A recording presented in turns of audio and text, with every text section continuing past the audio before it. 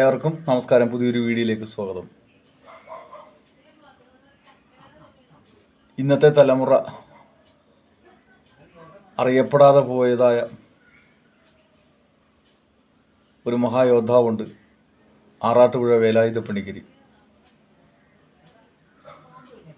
അദ്ദേഹം നടത്തിയ ഒരുപാട് ഐതിഹാസികപരമായ പോരാട്ടങ്ങൾ.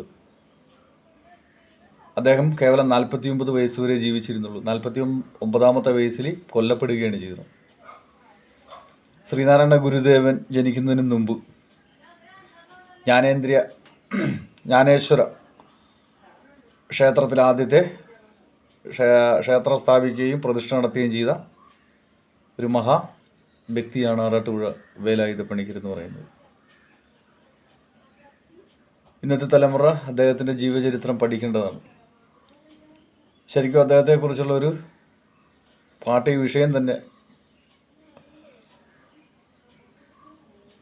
സിലബസിൽ ഉൾപ്പെടുത്തണമെന്നുള്ളതാണ്. ഏതാണ്ട് 1854 അത് തന്നെ 1854 ശിവപ്രതിഷ്ഠ നടത്തുന്നത്. വളരെ കോളിളക്കം സൃഷ്ടിച്ച ഒരു അന്നത്തെ ജാതി മാടമ്പിമാർക്കും ഭരണകർത്താക്കൾക്കുമെതിരെ ശക്തമായി പോരാടിയ ഏക വ്യക്തിയാണ്. അതുപോലെ തന്നെ 1859 സ്ത്രീകൾക്ക് മാറുമറക്കുവാൻ അവകാശം നേടിയെടുത്തത് കായംകുളം കമ്പോളത്തിൽ നടത്തിയ മേൽമുണ്ട് സമരം. അത് ഐതിഹാസികമായിരിക്കുന്നൊരു സമരമാണ്. അതുപോലെ തന്നെ 1859 മുക്കുത്തി സമരം, 1861 കഥകളി ആരംഭിച്ചു അവർണർക്ക് വേണ്ടി. 1866 കേരള ചരിത്രത്തിൽ തന്നെ ആദ്യത്തെ കർഷക തൊഴിലാളികളുടെ ആദ്യ പണിമുടക്ക് സമരം നടത്തിയതും ആറാട്ടുപുഴ വേലായുധ പണിക്കരാണ്. അച്ചിപ്പുടവ സമരം എന്ന് പറയും.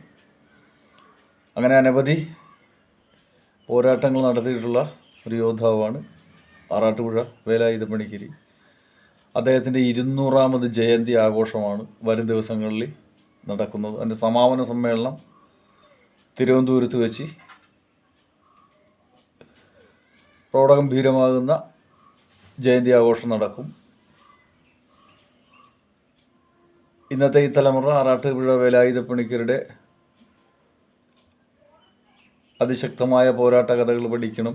ഇരുണ്ട കാലഘട്ടത്തിൽ നിന്ന് പോരാടി ഒടുവിൽ രക്തസാക്ഷിത്വം വഹിച്ച മഹാവ്യക്തി, മഹായോദ്ധാവാണ് ആറാട്ടുപുഴ വേലായുധ പണിക്കരി. അദ്ദേഹത്തിൻ്റെ ജീവചരിത്രം ഏവരും പഠിക്കുക.